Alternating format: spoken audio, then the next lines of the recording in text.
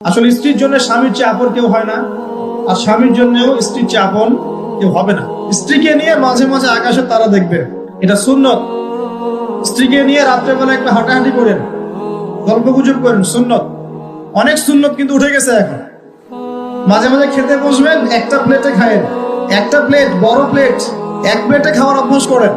নবী সাল্লাল্লাহু আলাইহি ওয়াসাল্লামের একটা হাদিস এমনও আসছে, আয়েশা রাদিয়াল্লাহু আনহা সম্পৃক্ত, একসাথে গোসলও করেছেন তারা।